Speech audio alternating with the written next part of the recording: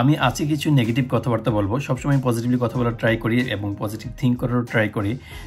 তবে আজকে কিছু নেগেটিভ কথাবার্তা বলবো আমাদের দেশকে নিয়ে। আমার দেশ, আপনার দেশ, সবার দেশ বাংলাদেশ। যারা বাংলাদেশি তাদের সবার দেশ বাংলাদেশ।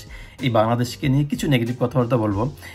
নেগেটিভ এই অর্থে যে আমি রিসেন্টলি গত 1 থেকে 1.5 মাস যাবৎ বা 2 মাস যাবৎ খুব কয়েকটি দুর্নীতির ঘটনা খুব পত্রিকা হেডলাইন হচ্ছে, খুব টপ নিউজ ছিল বাংলাদেশে। এখনও কয়েকটি ঘটনা এখনও টপ নিউজে আছেন।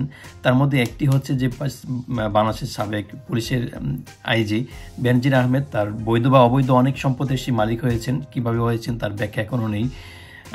তার সেকেন্ডলি হচ্ছে যে কুরবানির সময় এক ভদ্র পশু ব্যবসায়ী ভদ্রলোক তিনি একটি ছাগলের মূল্য 15 লক্ষ টাকা হাঁকিয়ে 12 লক্ষ টাকা বিক্রি করেছিলেন বলে প্রকাশ করেছিলেন। তারপরে দেখা গেল যে সেটি বিক্রি হয় নাই। যে ছেলেটি ছিল, যে ভদ্র ছেলেটি তার মডেল ছিল, সেই ভদ্র ছেলেটির বাবা হচ্ছেন একজন ভদ্রলোক। সে বাংলাদেশের টপ লেভেলের সরকারি কর্মকর্তাদের একজন। যাই হোক, এই অনেকগুলো ঘটনা আমি এই 2-3টা ঘটনায় বললাম যে তারা, আমি যাদের কথা বললাম তার এই মুহূর্তে বাংলাদেশে নাই বলেই প্রকাশিত হচ্ছে পত্রিকাতে। যাই হোক, তারা হয়তো তাদের জীবনের ঝুঁকি মনে করে বাংলাদেশে নাই আপাতত।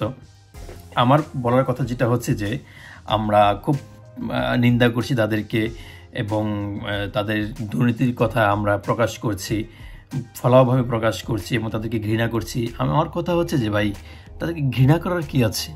আমরা প্রত্যেকে জানি বলতে আমরা মনে মনে ধারণ করি, প্রায় প্রত্যেকেই 100% না হলেও 100%-এর কাছাকাছি প্রত্যেকে আমরা ধারণা করি সরকারি কর্মকর্তা, আমলারা এবং মন্ত্রী এমপি যারা আছেন তারা কোনো না কোনোভাবে, প্রায় সবাই কোনো না কোনোভাবে দুর্নীতির সাথে যুক্ত। সেটা ছোট হোক বা বড় হোক, তারা ডেফিনেটলি দুর্নীতির সাথে যুক্ত। আমরা সবাই মনে মনে ধারণ করি সেই বিষয়টা। ডেফিনেটলি কিছু ভালো মানুষ আছে, ভালো মানুষ না থাকলে দুনিয়া চলবে না, সেটা ডেফিনেটলি ভালো মানুষ আছে। তবে আমরা ধারণা করি প্রায় প্রত্যেকে দুর্নীতিগ্রস্ত। সেক্ষেত্রে তাদের দুর্নীতি প্রকাশ হলে এতটা হাই হুতাশ বা এতটা স্যাড হওয়ার কী আছে আমি সেটা বুঝতে পারছি না। আমি খুব স্বাভাবিকভাবে সেটা দেখি। আর সেকেন্ডলি হচ্ছে যে আমরা বাংলাদেশের কথা যদি বলি, আমাদের শিক্ষা প্রতিষ্ঠানে, আমাদের সামাজিকভাবে, আমাদের রাষ্ট্রীয়ভাবে যেখানে কোনো সততার শিক্ষা নেই, দেশপ্রেমের শিক্ষা নেই, সে দেশপ্রেমের কথা আছে বাট শিক্ষা নেই, এবং নম্রতা, ভদ্রতা, শিষ্টাচারের কোনো শিক্ষা নেই, কোনো প্র্যাকটিস নেই, সেখানে আমরা কিভাবে ধারণা করতে পারি বা বিশ্বাস করতে পারি যে কোনো একটা লোক কোনো একটা দায়িত্বে থাকলে সে দুর্নীতি করবে না, সুন্দরভাবে পরিচালনা করবে? সেটা আমরা বিশ্বাস করি কিভাবে, যেখানে আমাদের ম্যাক্সিমাম ক্ষেত্রে আমাদের পারিবারিকভাবে অনেক সততার শিক্ষা নেই, শিক্ষা প্রতিষ্ঠান থেকে দুর্নীতির শিক্ষা পাই।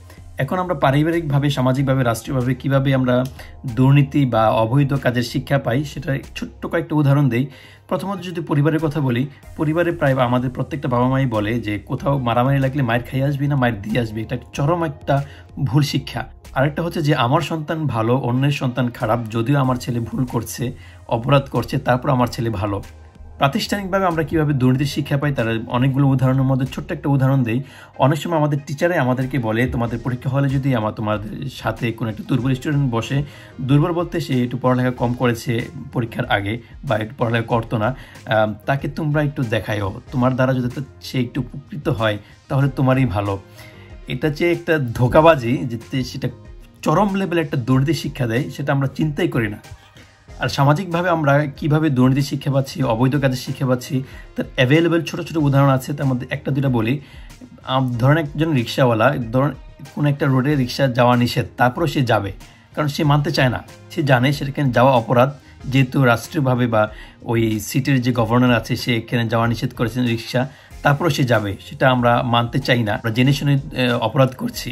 আবার হচ্ছে যে আমরা 5 ওয়াক্ত নামাজ পড়ছি, অনেকে দাঁড়িয়ে আছে, হাতে তসবিহ আছে, আমরা মাপে কম দিচ্ছি বা খারাপ জিনিসটা দিচ্ছি বা দাম একটু বাড়িয়ে রাখছি। এটা অ্যাভেলেবল আমাদের দেশে এবং আমরা কিছুই মনে করছি না, সেটাকে স্বাভাবিক মনে করছি। আর রাষ্ট্রীয়ভাবে যদি বলি, রাষ্ট্রীয়ভাবে বলতে গেলে আমাদের প্রধানমন্ত্রী বা দেশ নেত্রী যারা ছিলেন ইতিপূর্বে, দেশ পরিচালনা যারা করছেন, তাদের কথাবার্তা এবং তাদের কাজকর্ম দেখলেই, আপনি যদি একটু ভালোভাবে দেখেন, লক্ষ্য করলেই বুঝতে পারবেন যে তাদের মাধ্যমে আমরা কতভাবে দুর্নীতি শিক্ষা পাচ্ছি, তাদের মাধ্যমে আমরা কতটা মানুষকে কিভাবে অসম্মান করতে হয় সেটা শিখতে পাচ্ছি। ওভারঅল যদি আমি বলি, বাংলাদেশের পরিবেশ, বাংলাদেশের সোসাইটি, বাংলাদেশের সমাজ, বাংলাদেশের রাষ্ট্র ডেফিনেটলি ভালো কাজ আছে। আমরা ভালো কাজটা একটু কম গ্রহণ করি, মানুষ যেহেতু আমরা ভালোর চেয়ে খারাপটা একটু গ্রহণ করি বেশি। তো বাংলাদেশে ভালোর চেয়ে তুলনামূলকভাবে খারাপের শিক্ষাটা বেশি। যেহেতু আমরা শিক্ষা পাচ্ছি ভালোর চেয়ে খারাপটাই বেশি, তাহলে আমাদের দ্বারা তো ভালো কাজটা কমই হবে, সেটাই স্বাভাবিক। সো কোথাও একটা বড় ধরনের অপরাধ ঘটলো, কোনো একটা দুর্নীতির নিউজ পাইলেন, সেটাতে আপনি ব্যথিত হওয়ার কোনো কিছুই নাই। কারণ তারা যেখানে দাঁড়িয়ে আছে, তারা যেখানে বসে আছেন, যেখান থেকে তারা দুর্নীতি করছেন বা অবৈধ কাজ করছেন, তারা জেনে শুনেই সেখানে গিয়েছেন। আর আমরা জেনে শুনে আমরা জনসাধারণ জেনে শুনে এখানে বসে আছি যে তারা ওই জায়গায় বসে বসে দুর্নীতি করছেন, অপরাধ করছেন। তাই এইসব নিউজ দেখলে আমার কাছে খুব একটা যে ব্যথিত হওয়ার মতো বা খুব আফসোস করার মতো তেমন কিছু আমার মনে হয় না। এটা নিউজ দেখলে আমার মনে হয় যে এমন একটা হওয়ার কথা ছিল, অনেক দিন আগে হওয়ার কথা ছিল, অনেকদিন পরে ঘটেছে এমন একটা ঘটনা। আফটার অল সবাই সচেতন হবেন, ভালো থাকবেন, সুস্থ থাকবেন। আল্লাহ হাফিজ।